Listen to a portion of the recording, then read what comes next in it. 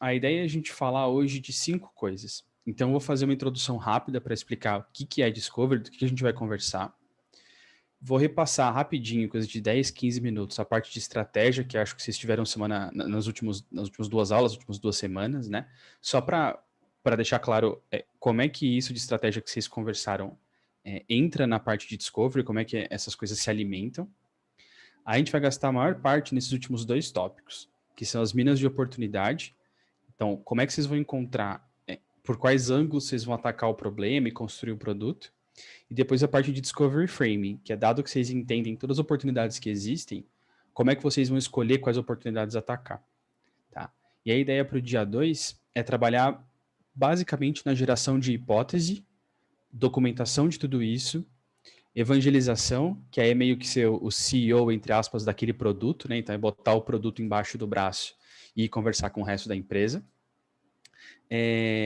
E por último, a gente tem uma discussão zona sobre todos os tópicos. Vocês podem trazer do que a gente vai falar na aula 1, na aula 2, vocês podem trazer dúvidas, podem trazer casos do dia a dia para a gente discutir, tá? Então, geralmente, eu gosto de deixar uns, pelo menos, 10, 15 minutos para essa discussão final, para a gente trazer aí as aplicações no dia a dia, que podem ajudar bastante, tá bom? E aí, no finalzinho da aula de hoje, eu vou até levantar, se vocês quiserem anotar, inclusive, isso quando a gente está falando, eu vou levantar esse cronograma da aula 2, do dia 2, para a gente conversar, porque vocês podem pedir coisas também. Então, se vocês quiserem ver alguma coisa que não tá, que a gente não se planejou para conversar, assim, eu queria ver sobre a técnica tal, eu senti falta de ouvir sobre tal, como vocês resolvem tal problema, é só falar no finalzinho que eu anoto e trago para a gente conversar na semana que vem. Tá bom? Então, fiquem à vontade aí para me interromper, é só abrir o microfone e falar, sem estresse nenhum. Vamos lá, introdução. O que é Discovery?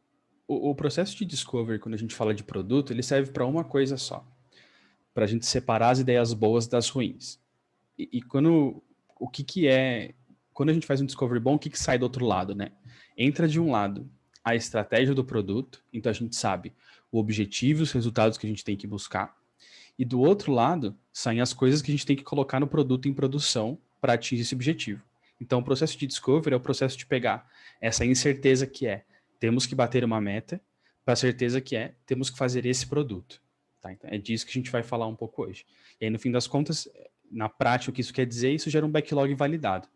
E validado em que sentido? Validado no sentido de mitigar risco, que eu vou falar daqui a pouquinho.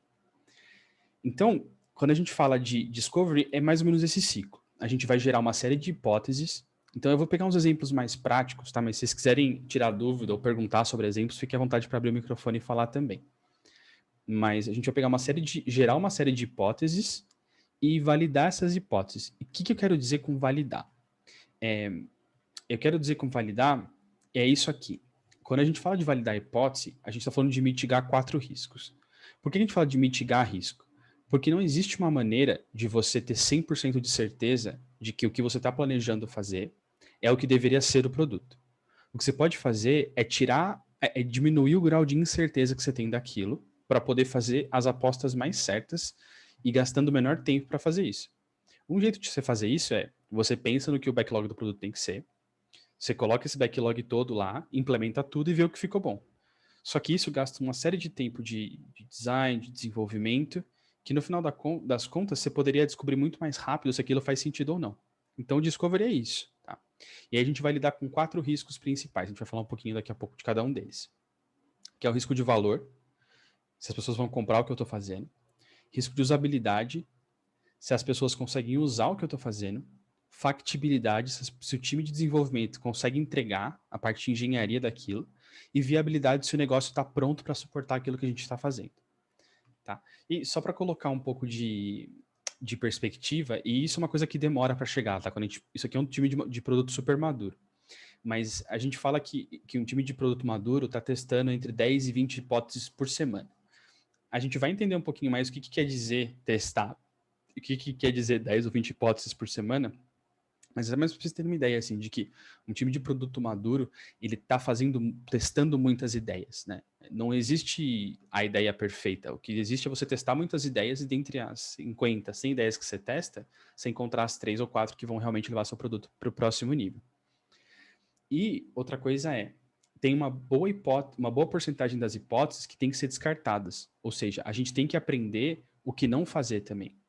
Se tudo que a gente se propõe a fazer acaba entrando em produção, esse é um sinal de que a gente tem algum problema nesse fluxo, que é ou a gente não está com objetivos ousados o suficiente, então a gente está numa zona de conforto que a gente sabe o que tem que fazer, e muitas vezes tem momentos em que o produto precisa passar por isso, tudo bem, o problema é se for sempre isso, ou de que a gente não está tão orientado para os objetivos ou para os resultados assim, e está mais seguindo um backlog mesmo, tá?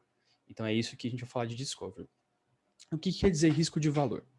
Então, basicamente, o que a gente quer entender aqui é se o que a gente está fazendo, se o nosso produto traz algum valor para o nosso cliente. E esse é o ponto. Então, tem algumas coisas que entram aí dentro, né? O primeiro é, o que a gente está fazendo resolve algum problema? Ou melhor, resolve um problema que faz sentido, que é importante para o nosso usuário? Eles estão dispostos a trocar a solução atual? E aí um exemplo muito clássico é todas as redes sociais que existem. Elas podem até trazer um valor, mas a pessoa está disposta a sair do Facebook, por exemplo, para ir para lá? Então essa é uma questão muito importante do valor que a ferramenta, que o produto traz. Elas estão dispostas a pagar o que a gente está cobrando? O nosso modelo de negócio funciona para os clientes? E se é um produto que já existe, né? Isso é para produtos novos ou coisas muito novas dentro de uma mesma empresa. Mas se é um produto que já existe e eu não estou pagando nada mais por isso, por exemplo, as pessoas vão usar a nova feature ou usar o novo design que eu estou criando aqui. O segundo de usabilidade, isso é bem prático. E isso aqui está muito mais na mão dos designers no fim do dia, tá? Que é, se os clientes conseguem usar o produto que a gente fez adequadamente e se eles conseguem fazer isso de maneira fácil e eficiente. Então não adianta nada a gente ter um super produto que traz um super valor, mas ninguém consegue usar. Eu tenho que fazer um curso de 2 dias para aprender a usar o sistema de compras. Né? Não faz sentido. A gente tem que ter um produto que seja fácil de usar. O terceiro de factibilidade tem muito a ver com o quanto os engenheiros conseguem transformar aquilo que a gente está entendendo que deve ser o produto em realidade. Porque as hipóteses, a gente vai falar um pouquinho mais no dia 2 sobre isso, mas para validar uma hipótese, muitas vezes um protótipo ou uma prova de conceito implementada super sem possibilidade de escalar faz sentido. Você consegue validar que as pessoas querem aquilo e conseguem usar. Só que na hora de colocar isso em produção, de escalar, de colocar para a base inteira, os engenheiros têm que ser capazes de conseguir implementar isso. E é isso que a gente está lidando. Aí tem tanto... se eles conseguem fazer isso dentro de um prazo aceitável, não adianta nada a gente fazer um super produto e demorar 2 anos para fazer, quando a gente terminar de desenvolver o produto já não faz mais sentido, já tem, o mercado é completamente diferente. Se eles têm familiaridade com a tecnologia, e aí um exemplo bom esse produto depende pra caramba de inteligência artificial. E eu não tenho ninguém no time que consiga lidar com inteligência artificial. A gente tem um problema, porque a gente não vai conseguir fazer.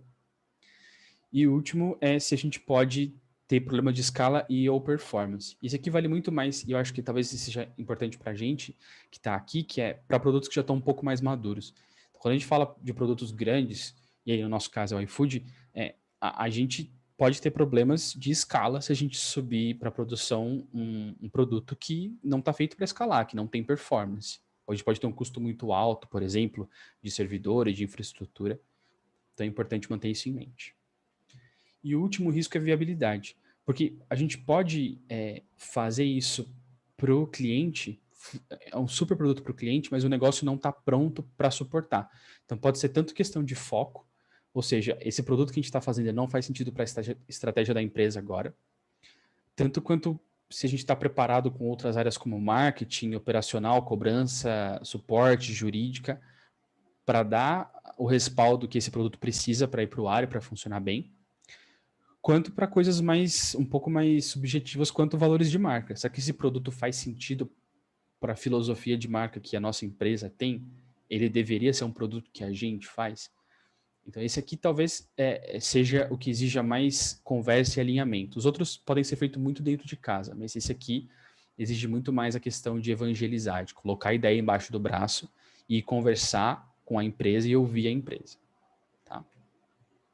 E aí a gente vai falar hoje basicamente de 2 coisas. Então, a gente vai falar do primeiro passo, que é aprender. Então, a gente quer, dado o escopo do problema, do objetivo dos resultados que a gente tem que atingir, a gente tem que entender sobre 3 coisas: o cliente, o produto e o mercado. E aqui é o diamante, porque aqui a gente vai sair de um ponto fixo, que é a gente tem objetivo e resultados, e vai aprender e divergir um monte sobre isso. E aqui não é a hora da gente tentar fixar em escolher uma solução para o problema. Aqui é a hora da gente aprender e aprender o máximo possível. Chega no momento que a gente tem que virar a chave, que é, dado que a gente entendeu o problema de maneira satisfatória, que a gente acha que a gente está preparado para tomar decisões, a gente tem que escolher quais decisões tomar. Então, é muito comum num produto a gente chegar e falar, beleza, a gente quer resolver pegar um problema hipotético aqui, a gente quer resolver o problema de gestão de tarefas. A gente vai aprender tudo que a gente pode sobre pessoas que querem fazer gestão de tarefas. Como é que é o mercado, como é que são os clientes, como é que é o produto que eu tenho hoje. E aí a gente vai descobrir que tem uma pancada de coisas sobre isso. E a grande dificuldade aí tá bom, por onde eu começo? Não adianta a gente se trancar numa sala fechada e fazer um produto por 3 meses, 6 meses, 1 ano e lançar. A gente tem que estar sempre evoluindo. E aí depende da gente conseguir escolher disso tudo que a gente descobriu por onde a gente começa, que é a segunda parte do diamante. Eu vou falar um pouquinho agora sobre o Dual Track. O que é isso? O Dual Track é quando a gente mistura Discovery, que é descobrir o produto que a gente tem que fazer, com Delivery, que é a parte de engenharia de entregar o produto, de colocar ele em produção e colocar para usar, para os clientes usarem. Tá? Quando a gente fala de Dual Track, vocês podem ouvir isso também como Discovery e Delivery contínuo. O que isso quer dizer? Então vamos pensar nisso aqui como uma cascata em que as coisas vão se alimentando, né? Não confundam com waterfall, tá? Não tem nada a ver com isso, mas a analogia na cascata das coisas irem se alimentando ali. Tudo começa quando a gente tem objetivos claros. Quando a gente for falar da parte de recapitular um pouquinho a parte de estratégia e de que a gente já conversou nas outras aulas, é mais para vocês entenderem o impacto de tudo que a gente já falou, o impacto que isso tem aqui. Tá? Então, os objetivos é o que drivam o discovery. Você não pode começar um discovery se você não tem claro o que é que você tem que resolver de problema. Porque senão você vai ter um mundo de coisas para descobrir. Então, essa parte tem que estar mais clara e vem da parte de estratégia. E aí, quando a gente começa o discovery, a ideia do discovery, e cada tracinho desse representa uma iteração, é que a gente teste muitas coisas e mande uma porcentagem relativamente pequena delas para delivery. Por quê? Porque a gente consegue testar várias ideias para o mesmo problema e ir com as mais promissoras para a produção. A gente medir aqueles 4 riscos que a gente falou antes de fazer uma linha de código de produção. A gente pode fazer uma linha de código para uma prova de conceito, por exemplo, mas antes de colocar na produção, a gente já mitigou aqueles 4 riscos. E aí a ideia é essa, a gente tem os objetivos que alimentam essa trilha de discovery, e aí ali a gente vai testando várias hipóteses. Quando a gente valida uma hipótese, então vamos voltar naquele exemplinho de uma ferramenta de gestão de tarefas. Então a gente tinha uma hipótese de que é muito importante para a pessoa que ela tenha tarefas geolocalizadas, ou seja, quando ela chega em casa, ela seja notificada de que ela tem algumas tarefas para completar em casa, chega no trabalho, ou sai de casa para ir na farmácia, por exemplo, lembra de comprar remédio. A gente vai testar e o problema é a geolocalização. Vai testar várias hipóteses. A gente vai testar uma hipótese de que eu vou criar uma tarefa e colocar lá uma geolocalização com lugares específicos, casa e trabalho. A outra hipótese eu quero fazer isso de forma um pouco mais flexível, eu quero colocar qualquer lugar no mapa. Eu tenho várias hipóteses.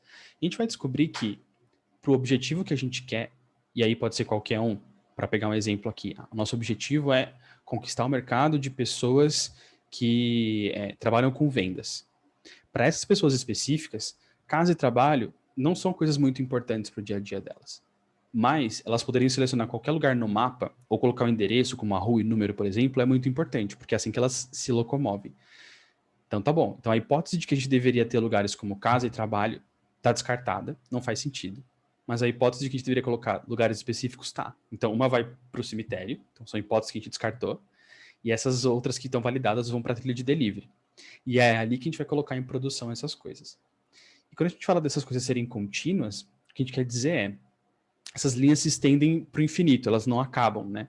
Então, o Discovery ele está sempre testando hipóteses e alimentando esse backlog de delivery. Então, isso quer dizer que o backlog de delivery, ele sempre tem que ter um tamanho meio que parecido. Na mesma taxa que a gente consegue entregar coisas e colocar em produção, a gente tem que ter novas ideias, novas hipóteses validadas de como atingir o objetivo para colocar na fila de delivery. Beleza? Pessoal, podem ir me parando, tá? Fiquem à vontade para me parar.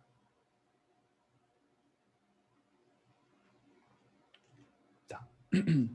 E como é que funciona o Dual Track? Então, basicamente, os responsáveis por trabalhar no delivery, no discovery, perdão, são as pessoas de produto e design. Tá? Então, geralmente são essas pessoas. A gente vai falar um pouquinho mais no dia 2 sobre as técnicas de como validar a hipótese e tal, mas isso geralmente são as pessoas de produto e design, por quê? Porque a gente vai tentar validar isso do jeito mais barato possível, do ponto de vista de tempo. Então, muitas vezes, um protótipo no Figma, bem feito, a gente consegue testar com o nosso usuário e validar se ele precisa daquilo ou não. Tem casos de geolocalização, de dados, que são um pouco mais complexos, que precisam de uma prova de conceito, por exemplo. Mas, na maior parte das vezes, o PM Designer que vão estar à frente disso. Só que é importante que os engenheiros também participem, porque eles podem trazer muito da parte de inovação tecnológica.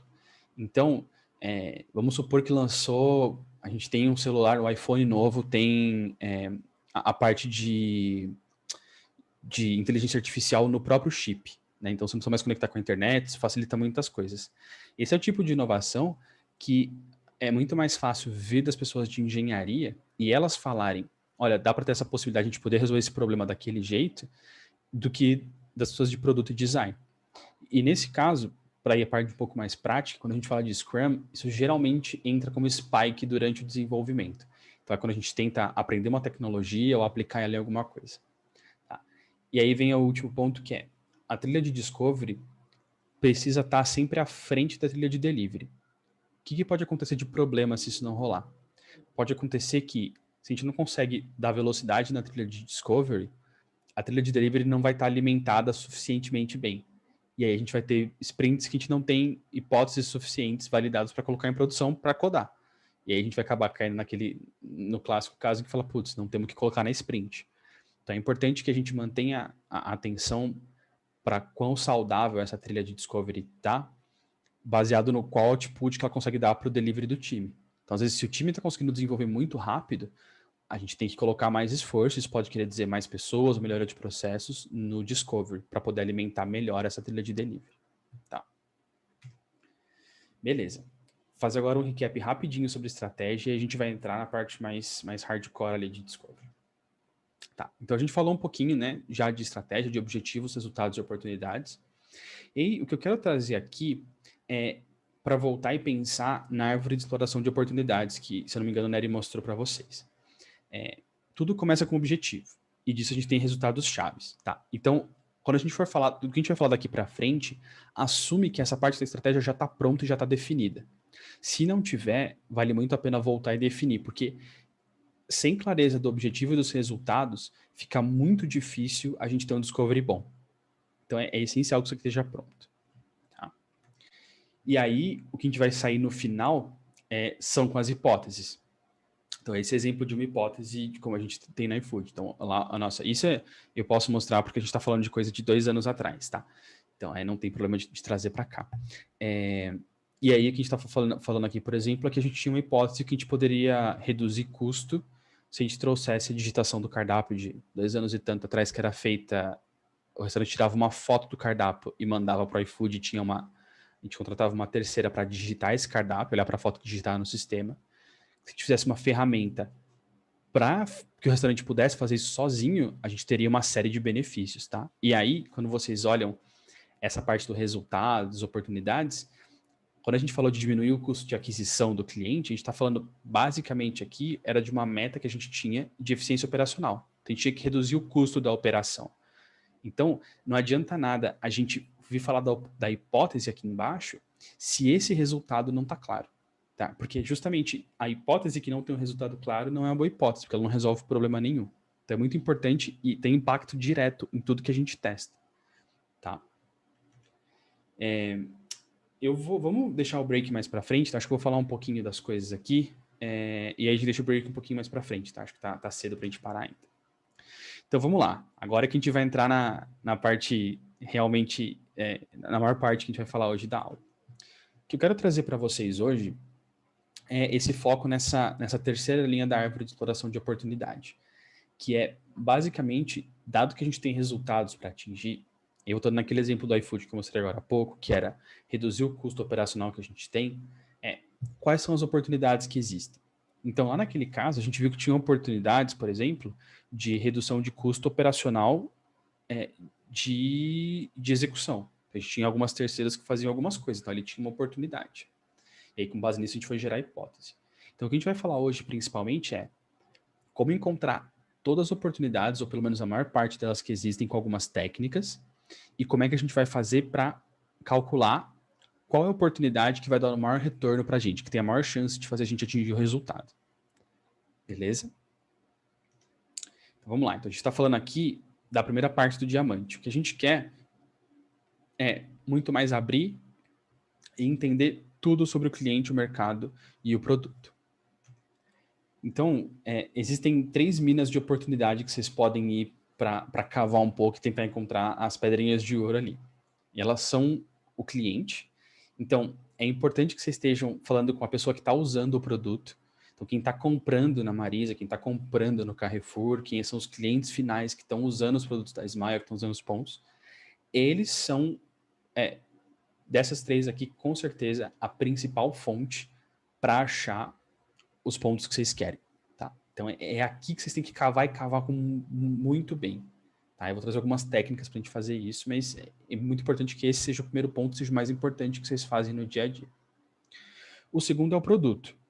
Então, a gente pode aprender, e isso vale para produtos que já estão em uso, tá? Então, se é um produto novo, por exemplo, é muito mais difícil ou quase impossível fazer isso. Mas se a gente já tem um produto que está sendo usado, a gente pode aprender com o que está acontecendo com esse produto para encontrar oportunidades. E o mercado é a gente olhar para o que os concorrentes estão fazendo e para onde o mercado está indo do ponto de vista estratégico e de legislação também. Legislação pode ser bem importante dependendo do mercado que a gente atua. Tá? E aí, para dar exemplos aqui. Quando a gente fala de oportunidades do cliente, a gente pode encontrar no cliente alguma dor que ele não está sendo resolvida por nenhum produto. Então, vamos voltar lá no nosso exemplinho de gestão de tarefas. A gente vai entender que para os vendedores, que são nossos clientes, para quem está fazendo esse produto de gestão de tarefas, eles não têm nenhum jeito, por exemplo, de criar um grupo para entre eles se organizarem e fazerem tarefas. Eles não têm como fazer isso. Fazem isso, tipo, sei lá, usando o WhatsApp ou usando um e-mail.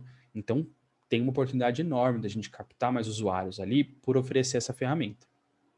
Quando a gente fala do produto, a gente pode olhar que, por exemplo, e acho que esse é o exemplo mais clássico, o nosso funil de aquisição de clientes, a landing page, tem um drop muito grande.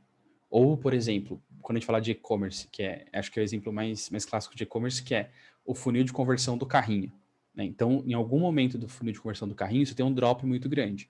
Se você cava aquilo, você pode entender que tem um problema gigantesco ali que você podia resolver de maneira muito simples. E o mercado, aí é muito mais como a gente analisa a concorrência e as outras coisas. Então, a gente pode ver que, por exemplo, tem uma legislação que vai entrar em vigor que muda como a gente taxa alguns produtos. Então, a gente deve se antecipar aqui e criar uma funcionalidade para facilitar isso para os lojistas que colocam na nossa loja, por exemplo, nosso marketplace. Tá. Falar um pouquinho de cada uma delas agora. Vamos começar pelo cliente.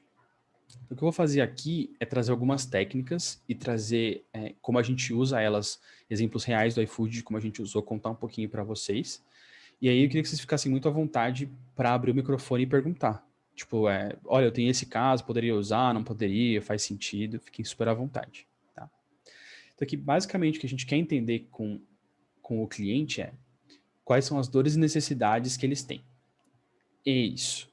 E aí, com isso, como é que a gente vai falar mais para frente, como é que a gente transforma isso numa coisa que faz sentido para o negócio. Tá? Então, a primeira delas é o shadowing. E shadowing vem de shadow, de sombra em inglês mesmo. Então, basicamente, é a gente ser uma sombra da pessoa que é o nosso usuário, nosso cliente. O que a gente vai fazer? A gente vai fazer, basicamente, uma observação de comportamento, uma pesquisa etnográfica clássica. E o principal benefício de fazer um shadowing é a gente encontrar oportunidades no dia a dia dos participantes. Tá? Então, dicas para fazer o shadowing. A primeira o shadowing é muito mais observação e as perguntas você deve fazer no final.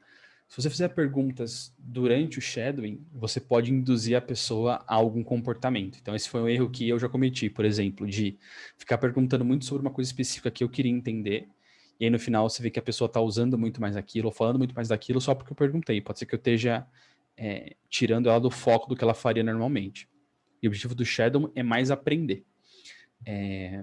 Segundo, anotar as observações enquanto os eventos estão ocorrendo. Então você está lá observando, é importante que você tome nota de tudo no momento, para não esquecer. A nossa memória às vezes trai a gente achar que viu uma coisa de um jeito e não viu de outro, então é importante levar o caderninho ou o celular, o computador e estar anotando sempre. Se puder, grave os principais passos executados. Então, no iFood, o exemplo que eu vou mostrar daqui a pouquinho eu vi que o restaurante estava usando uma outra ferramenta para entender uma coisa, e eu falei, putz, peraí, deixa eu gravar o que você está fazendo, que eu quero poder olhar isso depois com calma. E o relatório é bom você fazer 1 ou 2 dias depois de terminar as pesquisas, porque isso tira um pouco do seu viés imediato, das coisas que te impressionaram. Você vai olhar para as coisas com um pouco mais de frieza, tá? Eu sei que é muita informação, eu vou passar por muitos tópicos aqui, então tô deixando o link para vocês aprenderem um pouco mais de tudo aqui embaixo dos slides que a Flávia vai mandar depois, tá? Bruno, você queria falar? Eu ia perguntar... Tudo bom? Boa noite, desculpa, primeiro. Boa Eu noite, ia imagina. perguntar se o shadowing é parecido com um teste de usabilidade e tal, que você fica filmando a tela, mas aí eu vi que você tem um link e depois eu dou uma lida para aprofundar. Não, mas é uma boa pergunta, sim. Acho que vale a gente discutir isso aqui, tá? Eu trouxe umas fotinhos de 2 shadowings que eu fiz aqui. Esse é um deles. O que eu fiz? Eu peguei esse restaurante, estava na nossa base. Então, eu fui na base, peguei restaurantes que tinham acabado de entrar e falei, bom, o que eu quero entender? Eu quero entender como é que funciona um restaurante. Isso aqui é de uns 3 anos atrás, quando eu acabei de entrar no iFood. Então, acho que tinha alguém, eu não lembro o nome, mas que tinha acabado de entrar, né, na Amor e ia para o cliente. Então, a sugestão, se você não sabe por onde começar, faz um shadow. Simplesmente, você pode ligar para o cliente, né, para o usuário e falar, olha, eu sou da empresa tal, eu queria fazer uma pesquisa com você, eu queria que você me mostrasse um dia de uso, um dia de trabalho seu no contexto da ferramenta. Então, no nosso caso eu quero acompanhar um dia de operação pico, isso aqui era uma sexta à noite do restaurante, que era uma hamburgueria. Então eu fui lá.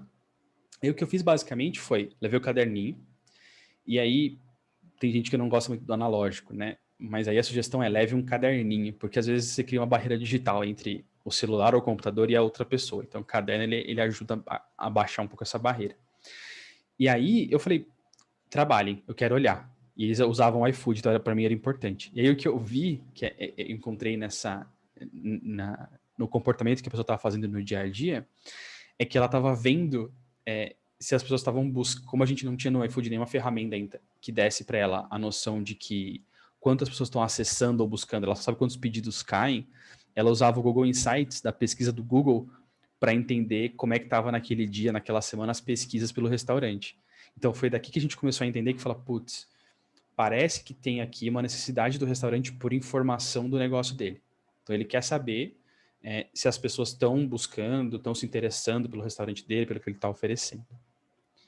E aí tem outro exemplo, e esse aqui acho que foi, esse aqui eu fiz na minha segunda semana de iFood, que é o Sidney, assim, foi um dos casos mais marcantes para mim, porque era um cara que ele veio do Pará com um saco de açaí embaixo do braço, e tinha um irmão que morava aqui, ia morar nos fundos da casa do irmão, e veio para mudar de vida, ele queria trabalhar, ele é aqui em Campinas, né, que a gente está aqui. E aí ele tinha aberto, sei lá, 2, 3 meses no iFood o restaurante. Então eu fui lá conhecer e eu aprendi um monte. Ele meio que me deu uma aula de como funciona um restaurante, assim, só do estar podendo observar como ele trabalhava. Então eu vi um monte de problemas que ele passava, uma operação super pequena, super feita no mais simples possível, sabe? Comprou o freezer mais barato que tinha, comprou o computador mais barato que tinha para operar no iFood. E aí veio, dessa aqui em particular, veio um insight que eu não estava esperando, que era a gente, por não ter uma aplicação para telefone, para smartphone, os restaurantes eram meio que forçados, entre aspas, a ter um computador para trabalhar no iFood. E no caso do Sidney específico, ele teve que parcelar o computador mais barato que ele achou na internet, porque ele só tinha o celular, ele não tinha acesso ao computador. Então, e aí depois a gente foi ver esse mesmo comportamento em food truck, em outros lugares, mas foi onde começa a acender umas luzinhas, assim. E não era nada que eu tava procurando. Eu não fui procurar, eu quero fazer um app. Não, eu fui falar, eu quero entender como é que funciona. E aí eu acabei esbarrando nisso. E aí acho que essa é a graça do shadowing. Você vai encontrar coisas, e aí com isso você vai começar a puxar e levar em outras direções. Ô Bruno, ficou mais claro para você como é que funciona?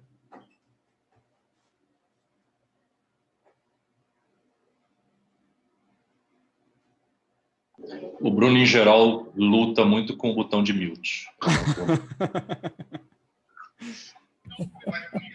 Agora eu achei, cara. O meu zoom, só para me defender um pouquinho, meus ícones sumiram. Eu não sei o que aconteceu aqui, tá todo ferrado. Mas Aperta eu Alt. tenho, Acho que você eu apertou tenho Alt. dificuldade. Será que é o Alt? Bom. E ficou claro, sim, eu vi que assim, você está analisando mais mesmo toda a jornada do cara, do usuário, né? Você está vendo não só dentro do aplicativo, mas você está vendo o contexto completo, né? Achei bem legal. Isso, e você falou tudo, cara. Essa que é a chave, o contexto completo. A gente acabou batendo em umas coisas que a gente nem imaginava, sabe? Então, assim, eu nunca imaginei que eu fosse nesse restaurante para entender como ele olhava dados, mas eu vi que isso era super importante. Assim como eu nunca imaginei que eu fosse nesse restaurante para entender que a gente precisava ter uma solução mobile para o restaurante, porque a gente estava meio que forçando eles a comprar um computador. Então, assim, o Shadowing, ele tem esse objetivo, é expandir o que você conhece do problema do seu cliente, da perspectiva dele. É só isso. Não, você não tem que sair daqui com hipóteses formuladas nem nada. Você tem que sair daqui com mais perguntas. Essa é a ideia do Shadow. Tá? E a gente vai entrar numa coisa que acho que aí a gente especifica um pouco mais. E até não tem... Você não pode usar uma ou duas ou três. Você pode usar como você quiser essas ferramentas. Então, para trazer um pouco mais de exemplos práticos, quando a gente começou a entender coisas específicas, do tipo, o restaurante precisa de um app, o restaurante precisa de uma área que ele olhe para os dados, a gente precisa aprofundar nesses tópicos específicos. Então, o que é a entrevista? A entrevista é quando a gente ainda faz uma coisa mais qualitativa, ainda envolve, né, durante a pandemia, fiquem em casa, liguem por Zoom para os clientes, mas quando a gente puder voltar para as ruas, e quando a gente fazia antes, colocava o caderninho embaixo do braço, vai no cliente, mas enquanto o shadowing é essa perspectiva um pouco mais aberta de quero entender como funciona, a entrevista é a perspectiva um pouco mais fechada de quero entender sobre um problema específico. Tá? Então aqui a gente vai com umas perguntas pré-planejadas e a gente precisa de um direcionamento. Então não adianta ir falar, vou fazer uma entrevista do quê? Não sei. Então numa entrevista é um shadowing e aí você tem que se comportar de outra maneira, que é ficar em silêncio, anotar tudo e fazer pergunta no final. E aqui a gente vai precisar ter uma definição clara do que a gente quer entender. Então, às vezes, uma matriz CSD, que é certeza, suposições e dúvidas sobre o problema, ajuda a gente a entender como direcionar uma entrevista. Então, vamos voltar ao nosso exemplinho do aplicativo de gestão de tarefas. Então, a gente pode ter certeza de que profissionais de vendas precisam de uma aplicação de gestão de tarefas. A gente pode ter a suposição de que eles preferem que isso aconteça no celular. E a gente pode ter a dúvida de se eles estão dispostos a pagar por isso ou eles esperam que a empresa pague por isso. Então, com essas três coisas, a gente consegue direcionar um pouco mais, de falar, olha, eu tenho uma dúvida grande se eles estão dispostos a pagar ou não. Então, fazer uma entrevista para entender como é que eles veem a questão de valor. Se eles pagariam por uma ferramenta, se eles veem que não faz sentido. Para ver se eu faço meu produto para a pessoa física ou para a pessoa jurídica. Né? Se eu tenho uma suposição de que, de qualquer coisa, não lembro mais o exemplo que eu dei, aí eu posso usar isso para informar. E até as certezas, às vezes é bom a gente fazer uma entrevista para entender se a certeza é uma certeza mesmo, ou se é só uma suposição que a gente está tomando como certeza. Tá? E como é que a gente faz isso no iFood hoje? Hoje a gente trabalha com roteiro de pesquisa. Então eu trouxe um exemplo aqui. A gente preenche algumas coisas, tá? O principal aqui é a definição do problema, do objetivo, da hipótese e do público-alvo. Tá? Então, o que a gente faz aqui problema. É basicamente a pergunta que a gente quer responder. Tá? E aí pode ser uma pergunta simples do tipo, as pessoas estão dispostas a comprar um produto de gestão de tarefas? Pode ser simples assim. O objetivo é o que a gente quer descobrir por trás da pergunta. A gente quer descobrir se quem tem que pagar, se o nosso público-alvo, quem tem que pagar por esse produto é a pessoa física, é o vendedor ou a empresa para que ele trabalhe. Então esse é o nosso objetivo. E a hipótese se a gente tiver alguma. Então, para esse específico, a gente não tem nenhuma hipótese, mas vamos voltar no exemplo prático do iFood, quando a gente vai fazer pesquisa sobre dados de performance do restaurante. A gente tinha algumas hipóteses. Então, por exemplo, de que o restaurante ia usar isso diariamente para acompanhar as visitas dele, o acesso à página dele. Ele ia usar isso para mudar a configuração do restaurante. Então, essas hipóteses ajudam a gente a ter perguntas durante o roteiro de pesquisa que vão direcionar para essas respostas, que vão trazer mais informação sobre essas hipóteses que a gente tem. Tá? E aí, o público-alvo outro ponto importante que não adianta público-alvo ser todo mundo. Tá? Se falarem todo mundo, geralmente tem um problema de público-alvo e você pode ter muitas respostas divergentes. Então, o ideal é você fechar. Então, por exemplo, no caso de performance do restaurante, como é que a gente fez? A gente fechou em restaurantes que a gente chama de long tail, cauda longa. Porque a gente não está tão preocupado com os restaurantes que vendem muito no iFood. Eles têm um jeito de fazer isso, usam um PDV, usam outras coisas. A gente está mais preocupado com os restaurantes que não têm acesso à ferramenta. A gente viu ali a maior oportunidade. Então é ali que a gente fez esse fechamento do público-alvo. Tá? E como é que é? Isso aqui é um exemplo de quando a gente fez. E aí o que a gente fez uma dinâmica bem legal que a gente levou. Aquele mesmo restaurante que eu mostrei para vocês lá atrás, a gente fez um passo 2 com pesquisa e a gente colocou desse lado aqui é o pessoal do iFood, desse lado aqui é o pessoal do restaurante. E a gente trouxe eles para que o time pudesse conversar com eles. A gente trouxe eles para dentro do iFood para que o time pudesse conversar. E aí a Sabrina perguntou, quem é responsável por fazer as entrevistas? Depende de como a gente vai fazer. Nesse caso aqui, a gente fez uma entrevista com um roteiro mais fechado, então tinha uma pessoa fazendo e o resto anotando, e depois a gente abriu para as outras pessoas poderem fazer perguntas e também interagirem um pouco. Então, geralmente, com um roteiro fechado, que é o ideal de você ir, pelo menos no começo, tem que ter uma pessoa responsável por fazer a entrevista. Uma ideia legal é, se vocês puderem, vão em dupla, pelo menos. Por quê? Porque a pessoa que está fazendo a entrevista, se ela para ficar anotando, distrai, você meio que quebra um pouco do flow da coisa, como é que tá rolando, fica meio mecânico.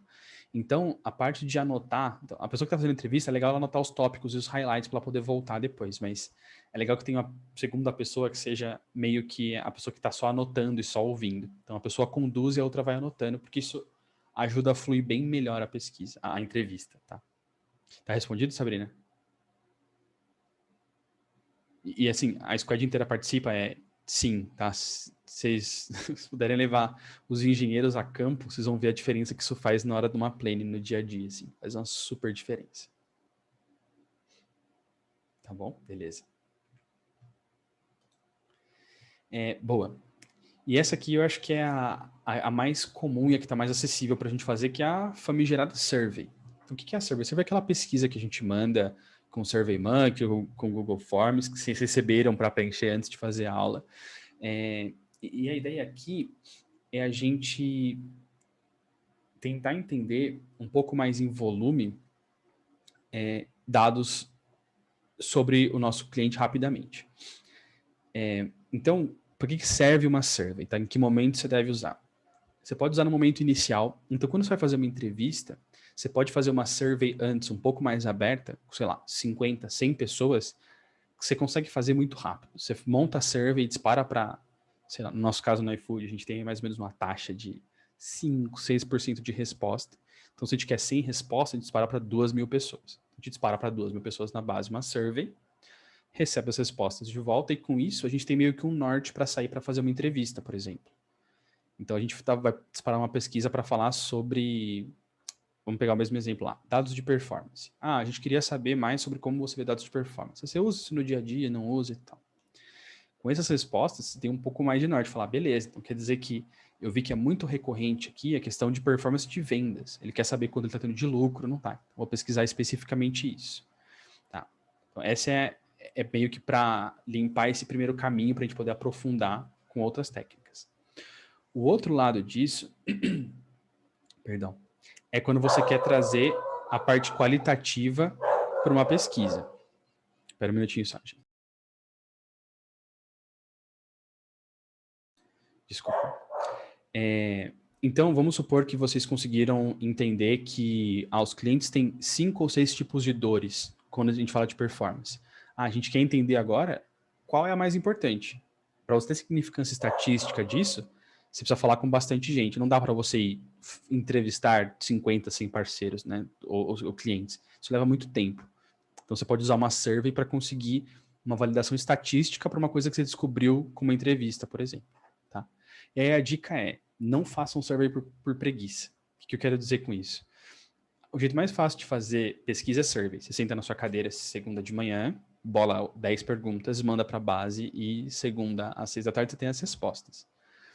Só que o problema da survey é que ela te deixa muito distante do dia a dia, você vai perder muitas oportunidades. Então, usem com parcimônia, tá? Não deve ser nem de longe o que vocês mais usam. Eu deixei também um linkzinho aqui embaixo para ajudar a informar um pouquinho de como fazer, mas cuidado, usem em doses, é que nem sal. Se usar direitinho não tem problema, se usar muito vai dar problema do coração, vai dar pressão alta, vai dar ruim, tá? Então usem bem.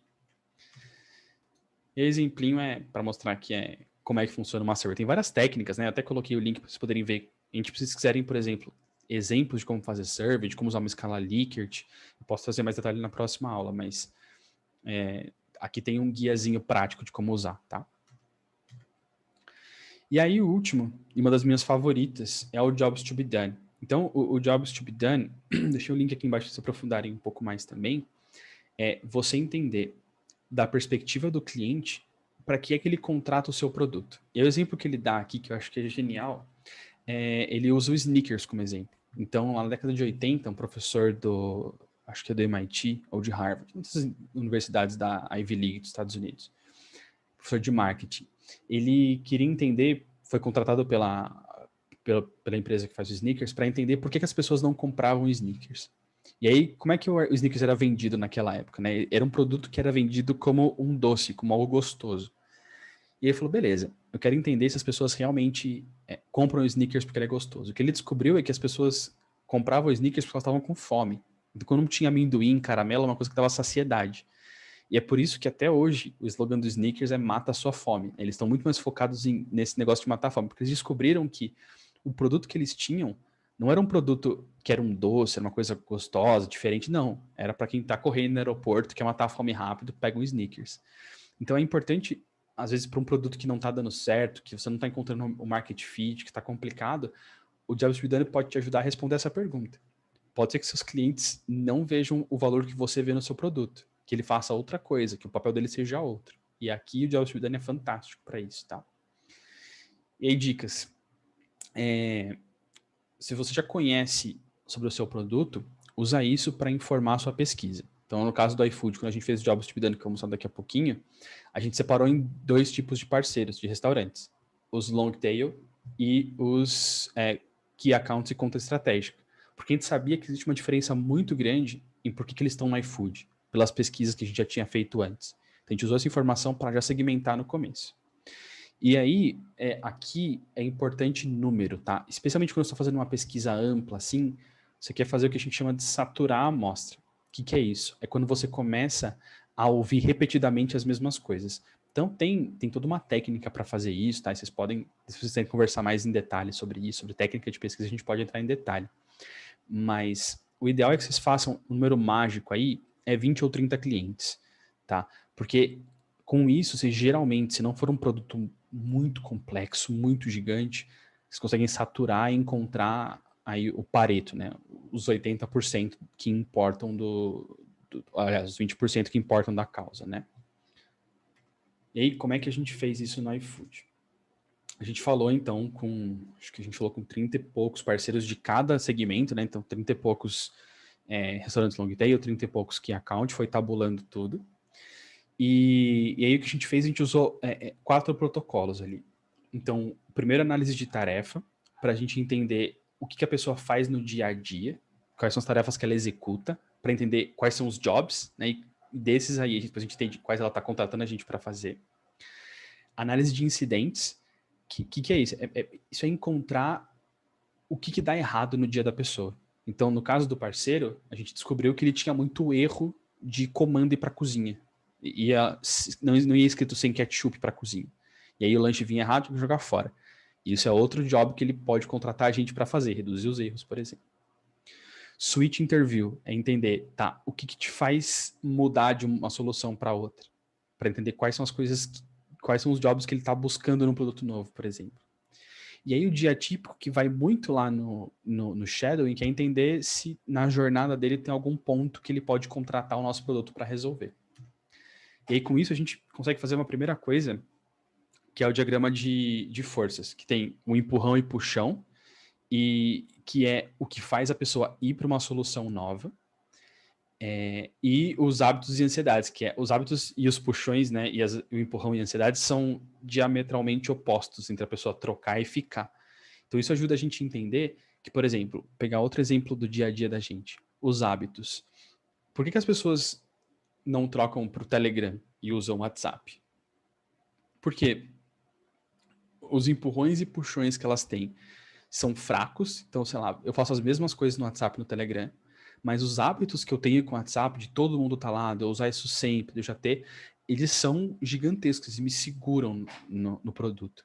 Então, isso aqui pode, dessa entrevista de Jobs to be Done, vocês podem entender o que é que está prevenindo as pessoas de usarem o produto que vocês estão fazendo.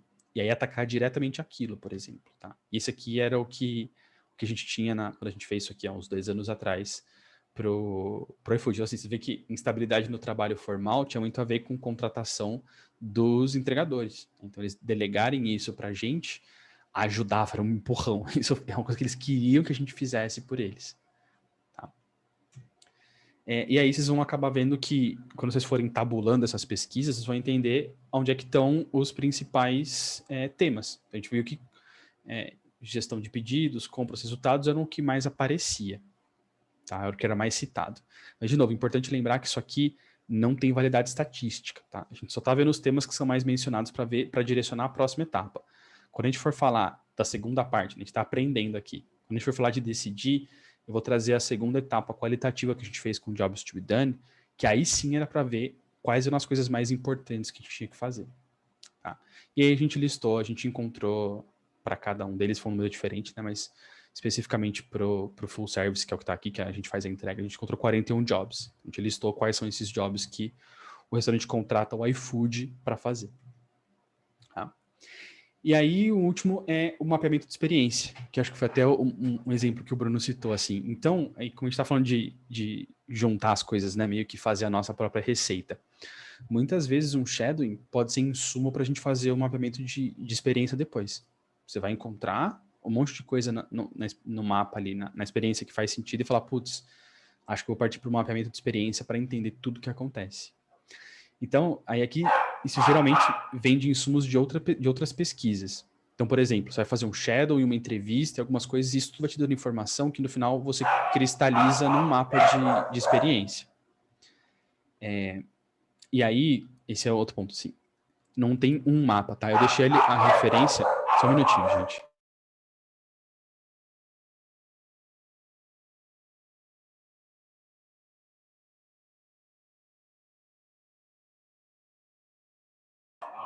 Desculpa, gente. E aí, tem vários mapas. O que eu deixei aqui embaixo de referência é um livro, tá? Que vocês podem usar para entender um pouquinho mais de como fazer isso. É um livro bem legal, tem vários exemplos lá. Tá? E se tiver um designer de serviço, aqui é a hora de pedir a ajuda deles para fazer junto. Pode falar, Bruno. Eu ia perguntar, esse é o que tem o urso na capa, né? É exatamente esse. Eu comprei ele, vou começar já. Cara, ele é excelente, use. Se você discutir sobre ele, é um dos meus livros favoritos, assim, de design. Assim, é um que é super prático, você consegue usar ele no dia seguinte, se você ler o capítulo, é muito bom. Ah, legal. Eu comprei ele... Bom, desculpa, vamos lá. Depois a gente conversa. Beleza. Fica à vontade, cara, que você parar para discutir, não tem problema nenhum, tá? É para ser bem aberto o dia de hoje mesmo. E aí eu trouxe exemplo de uma jornada que a gente fez no iFood recentemente. Então, o que a gente quis fazer ali era entender várias coisas da perspectiva do restaurante, desde que ele entra até quando ele se configura, quando ele recebe o dinheiro do iFood, a gente fez um mapa. E aí a gente acaba... Qual o impacto que isso tem na vida real, no nosso dia a dia, né? O impacto é que a gente consegue usar isso aqui muito como técnica de evangelização. Então, lembra que a gente falou no começo lá que um ponto importante é a viabilidade para o negócio? Isso aqui funciona muito para você botar embaixo do braço e ir para uma reunião com outras áreas de marketing, de operação e tal, de falar, olha, a gente viu e tem uma oportunidade enorme nesse pedaço da experiência a gente fazer essa coisa para resolver o problema.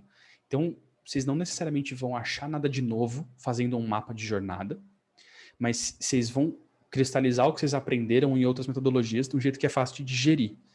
Então, outra que é super comum, que é o Service Blueprint. Eu não sei nem se eu coloquei um exemplo aqui. Coloquei. Que é quando você tem processos complexos, então isso aqui serve muito para software B2B, né? Quando você tem um processo super complexo que um software B2B de compras, por exemplo, executa, é legal você ver todas as etapas que existem naquele processo de compra, por exemplo, para falar, tá vendo?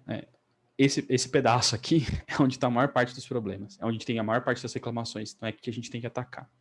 Então, pensem muito mais nos mapas de experiência como uma ferramenta de evangelização, de conversa, para facilitar principalmente a parte de viabilidade do negócio, quando a gente fala dos riscos de produto, do que necessariamente para vocês aprenderem alguma coisa, tá? Mas uma ferramenta de comunicação. Beleza? E aí a gente falou, tem mais 2 minas de oportunidade e tem a parte de quantificar isso, tá? Vamos dar um break de 10 minutinhos para tomar água, ir ao banheiro, e a gente volta às 8h10, 9 minutinhos, pode ser? Faz sentido? Sim, tá ótimo. Beleza, vamos lá. Então 8h10, cravada, a gente está de volta. Eu volto daqui 2 minutinhos, queria aproveitar para fazer pergunta, esse é um bom horário.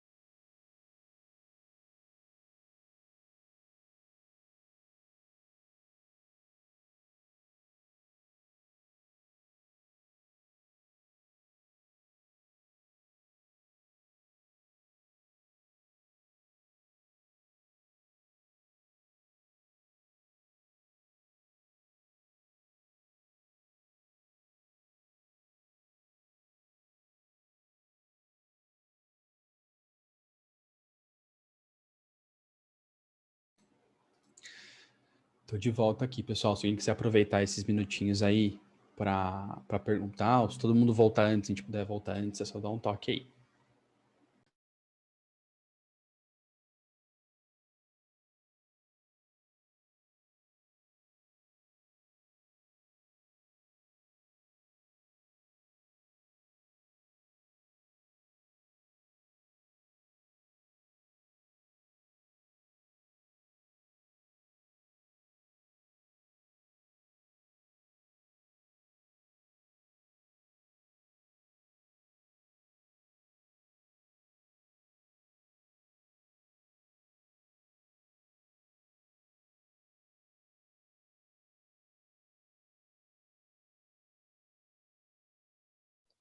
Matheus,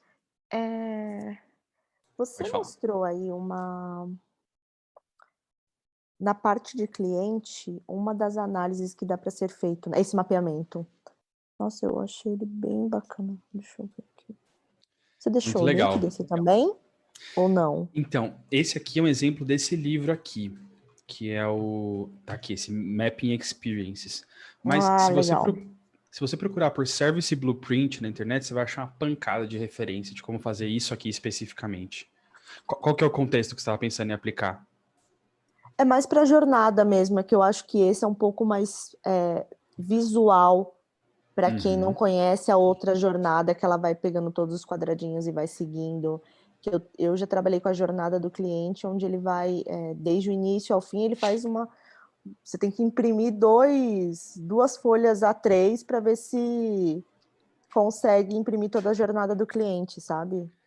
Esse eu acho que é mais visual para quem não entende de jornada de cliente. Sim. E tem uma dica boa para isso, Patrícia, que é quando você... A gente tem que pensar nos mapas de jornada como mapas mesmo, como a gente fala de cartografia. Que assim, você não vai conseguir incluir as cidades todas no mapa mundi. Então eles têm níveis de detalhe. Então às vezes você pode ter até 2, 3, 4 mapas que falam de partes diferentes. Então você pode ter um mapa mais resumido como esse, que fala de uma jornada inteira, de um nível mais macro, e fala, putz, eu quero falar especificamente da parte quando você chega no evento e quer se registrar. Você meio que vai ter um mapa, assim, esse é o mapa mundi, né? Aí você fala desse pedacinho como se fosse um país. Você entra num nível de detalhe. E você pode ir cada vez mais em detalhe, sabe? Então não precisa necessariamente ter um mapa gigante, sei lá, uma parede inteira com tudo, porque é até difícil de você se localizar nesse mapa às vezes, sabe? Às vezes é mais fácil você ter mapas de níveis diferentes que se aprofundam ali para você poder até usar isso como uma maneira de navegar. E assim, aí tem as dicas de como fazer, né? Tipo, Se você quiser, faz um PowerPoint com link entre os slides e coloca todos esses mapas no mesmo, sabe? Pra você meio que poder navegar entre eles. Ou no Pra não Miro, ficar algum lugar perdida assim. também, né? Que é legal você saber a relação entre eles. Você clica para ver mais de um passo específico e tal, mas acho que essa é uma dica boa, assim, de trate como um mapa mesmo. Vê o nível de detalhe que você quer. E você tá no mapa mundi, não tenta colocar a cidade que vai ficar confuso mesmo. Tenta ficar no nível mais amplo, sabe? Legal, curti. Achei bem bacana esse Service Blueprint. Vou até dar uma olhada no livro também. Boa. É fantástico o livro, é muito bom. E aí, se tiver alguma dúvida depois, se quiser falar da parte mais prática, eu mando. Meu e-mail tá aqui no começo, eu volto lá se você quiser, mas você pode mandar um e-mail, falar, tô fazendo isso aqui e tal, quer discutir. Super, super aberto, tá? Obrigada. Boa, imagina.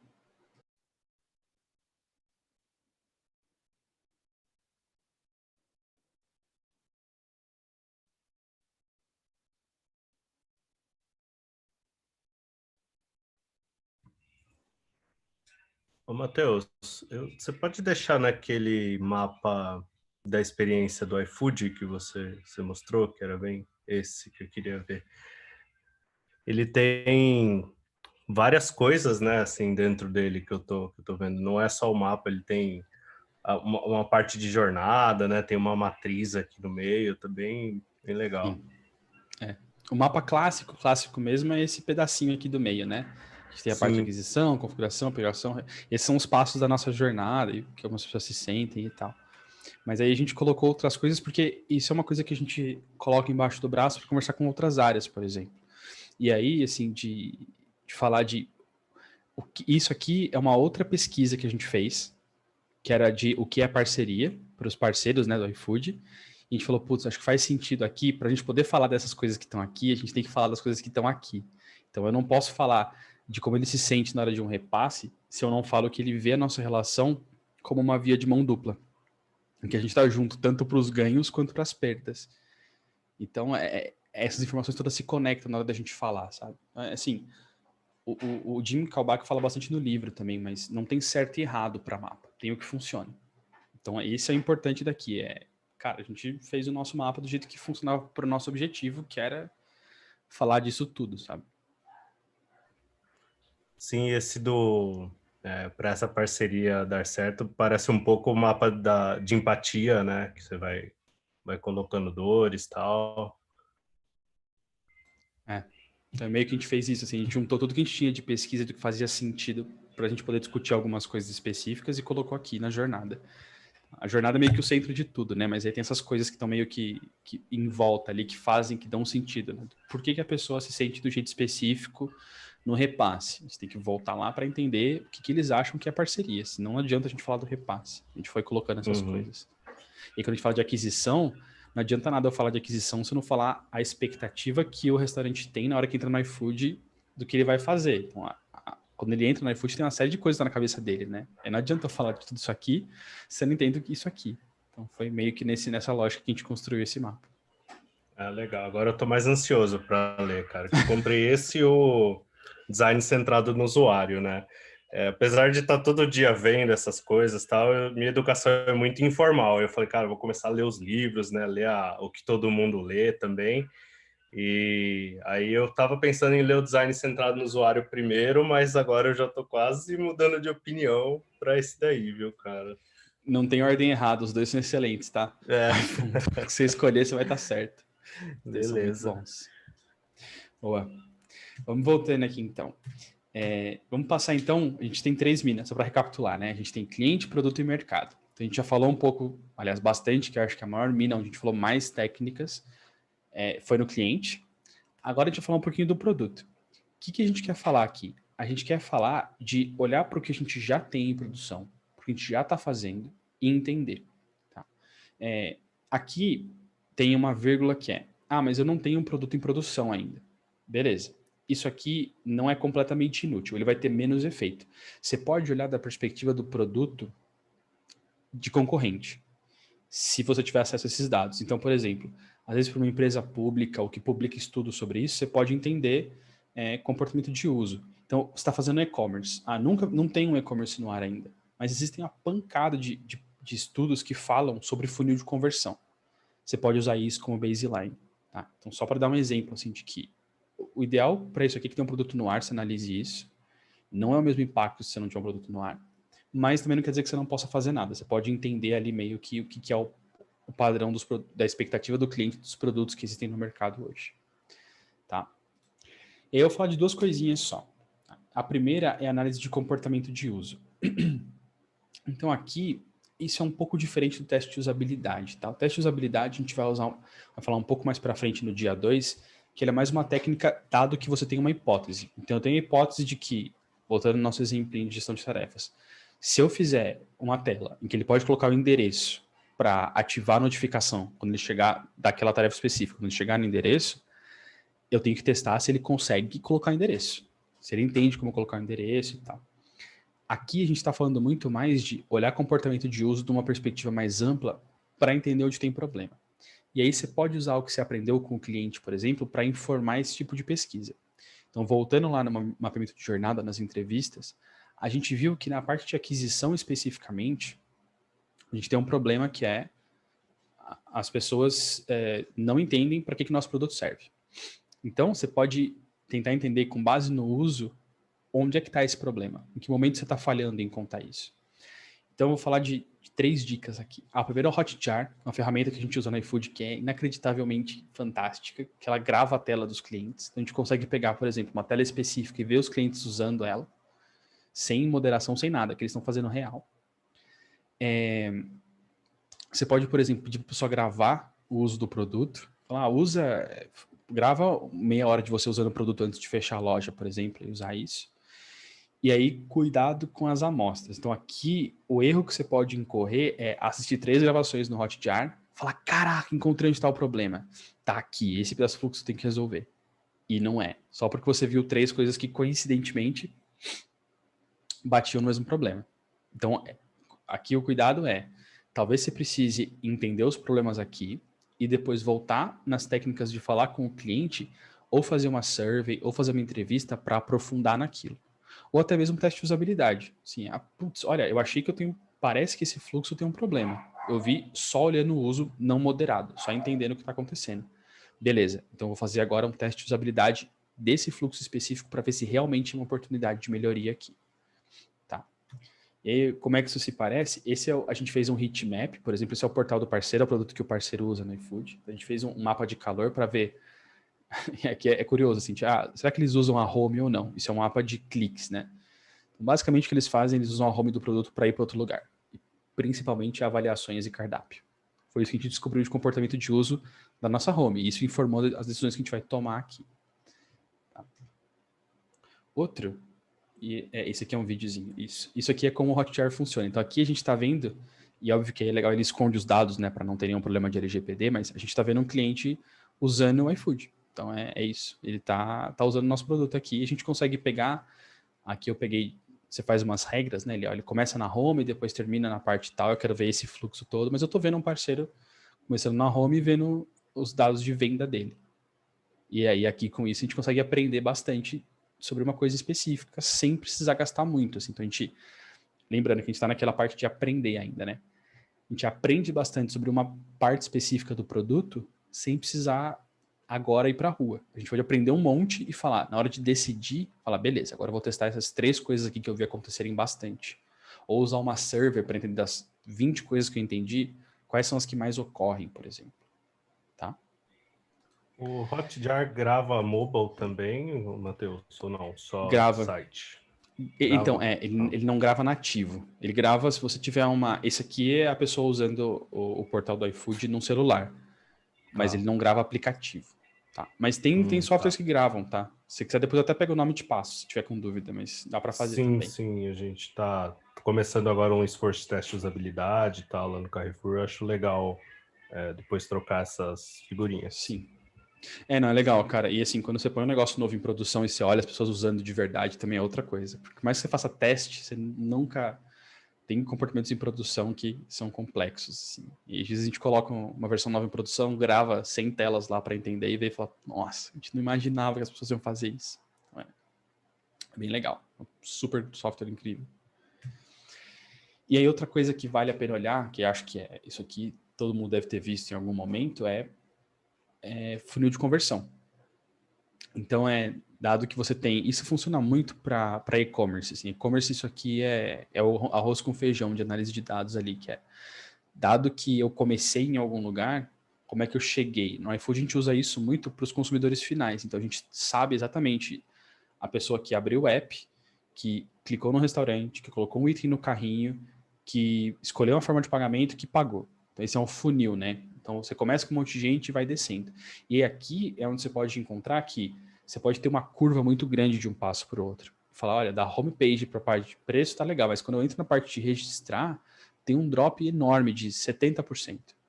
Putz, tem algum problema aqui. E aí, de novo, né? Não é só com isso que você pode fazer alguma coisa. Mas aí você pode pegar essa informação, voltar lá atrás e falar, tá bom, eu vou fazer uma entrevista para entender especificamente esse passo. Ou fazer um shadowing.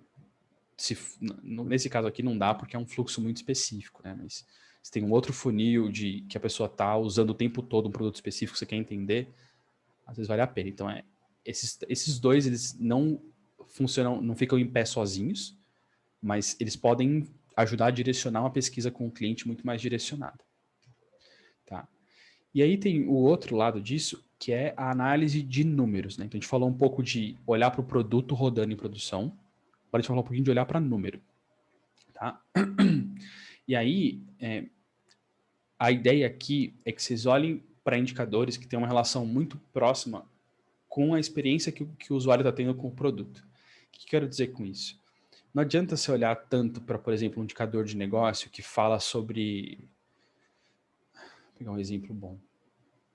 Sobre qual é o lucro da empresa. Isso não necessariamente tem a ver com a experiência do cliente. Tem todo um monte de coisa ali atrás que impacta. Mas tem alguns que estão diretamente relacionados com como o cliente usa o produto. Vou dar uns exemplos. Contact rate. Quantas vezes os seus clientes precisam abrir um chamado de suporte para resolver um problema?